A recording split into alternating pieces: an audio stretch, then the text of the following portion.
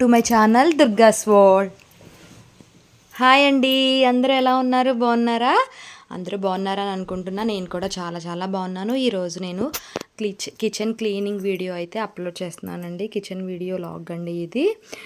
And నేను నా kitchen వచ్చి చూసారా ఎంత మెస్సీగా ఉందో. అండ్ నేను కిచెన్ని క్లీన్ చేయడం అండ్ క్లీన్ చేసేటప్పుడు కొన్ని కొన్ని టిప్స్ కూడా చెప్తాను, ఫాలో అయిపోండి అవి.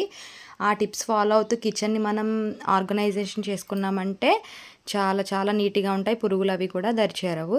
ఫస్ట్ అయితే నేను సామాన్లన్నీ ఇట్లా కింద పెట్టేసుకుని మొత్తం అరమాలు మొత్తం కూడా నేను చీపురుతో అయితే మొత్తం క్లీన్ చేసేసుకున్నా. అండ్ ఇందులో పసుపు అండ్ కొంచెంగా పచ్చకర్పూరం అండ్ కొద్దిగా ఉప్పు వేసుకుని కొద్దిగా వాటర్ వేసుకుని కలుపుకున్నానండి.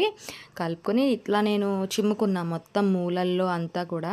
నేను ఇది ఎందుకు చేస్తున్నా అంటే నాకు ఒక 4 days బ్యాక్ అనుకుంటండి నాకైతే బొద్దింకలు కనిపించాయండి బాబోయ్. అవి చూసిన కాడి నుంచి నాకు అసలు నిద్ర పట్టట్లేదు. కిచెన్ ఎప్పుడు క్లీన్ చేద్దామా, మొత్తం అన్నీ తీసేసి మొత్తం చిరాక్గా ఉంది అనిపించి నాకు మెంటలు వచ్చేస్తుంది అసలు. ఈ రోజు ఎలా అయినా సరే చేయాలని చెప్పేసి చేసా. ఇదిగోండి పచ్చకర్పూరం అలా పొడుము చేసుకుని మొత్తం నాకు ఎక్కడ చిరాకు మొత్తం మూలలు మొత్తం అంతా కూడా కిచెన్లోకి వెళ్తుంటే నాకు అంత స్మెల్ వస్తుంది. మొత్తం వేసేసాను క్లీన్ చేసేసి. ఆ తర్వాత అయితే పొడిగుడ్డతో మొత్తం అంతా కూడా నేను అంటే వాటర్ వేసా కదా, సో నేనైతే పొడిగుడ్డతో ఇట్లా క్లీన్ చేసుకుంటున్నా. ఎందుకంటే దీనిపైన పేపర్ అది వెయ్యాలి కదా, అందుకని చెప్పేసి. అండ్ నేను 1 week నుంచి కూడా అసలు ఎప్పుడు కిచెన్లోకి వద్దామా క్లీన్ చేద్దాం అనుకుంటున్నా కానీ నాకైతే ఏదో ఒక పని పడుతుంది. కిచెన్ క్లీన్ చేసామంటే మ్యాక్సిమం 1 day ఫుల్గా మనం దీని మీదే కాన్సన్ట్రేషన్ పెట్టాలి, మధ్యలో ఏ పని వెళ్ళకూడదు. అండ్ నేను వచ్చేసి అరమాలో న్యూస్ పేపర్స్ కాకుండా అండ్ బయట ఏదో ఆన్లైన్లో అవి స్టిక్కర్స్ గిఫ్ట్ కవర్స్ అవి ఉంటాయి, అవేమీ కాకుండా నేను లో బడ్జెట్లో ఇదిగోండి మా పిల్లలకి బుక్స్ వేయగా రో మిగులుద్ది ప్రతి సంవత్సరం. సో దాన్ని వేస్ట్ చేయకుండా నేనైతే ఇట్లా వేసుకుంటాను, చూడడానికి కూడా లుక్గా ఉంటుంది. చూడండి అదిగోండి పింక్ కలర్. ఆ తర్వాత అయితే నేను ఒక ర్యాక్లో ప్లాస్టిక్వన్నీ పెట్టేస్తానండి. అండ్ ఇంకొక అరమాలో స్టీల్వి ఉంటాయి కదా, స్టీల్వి కూడా నేనైతే పైన పెట్టేసుకున్నాను. స్టీల్వి కింద పెట్టానంటే స్టీల్వి అండ్ వంట చేసుకుంటాం కదా, ఆవిరికి జిడ్డు అవి పట్టేస్తాయి కదా, సో అందుకని చెప్పేసి ఇది ఒక టిప్ అండి. అవి పైన పెట్టుకోవాలి. అండ్ నేను మొత్తం అన్నీ క్లీన్ చేయకుండా కొన్ని మూతలే జిడ్డు పట్టేసినవి, సో మొత్తం మూతలు కూడా తీసేసా, కొన్ని వాటికి తీసేసి అవి అయితే వాష్ చేసుకుందామని బయట అయితే వేసేసాను. సో నేను ఈ కిచెన్ క్లీన్ చేసిన తర్వాత మళ్ళీ ఇంకో పని ఉంది నాకు, మొత్తం అవన్నీ క్లీన్ చేయాలి. అండ్ సేవిండివి పెద్ద పెద్ద సామాన్లు అవి ఉన్నాయి కింద, కిచెన్కి కింద ర్యాక్లో ఉంటాయి అవి కూడా. తర్వాత గ్యాస్ స్టవ్ కూడా అండి మొత్తం దులుపా కదా, దాని దుమ్మంతా పట్టేసింది. సో నేను బయటకి తీసేసి ఆ గ్యాస్ స్టవ్ని అయితే బయటకి తీసేసి ఇట్లా ఇదిగో వాటర్ పోసేసి కడిగాను. నేను మళ్ళీ రోజు కడిగేటప్పుడు అయితే మామూలుగా తడి స్పాంజితో అయితే కడుగుతాను, ఇలా వాటర్ ఎక్కువ పోయకూడదు, గ్లాస్ కదా.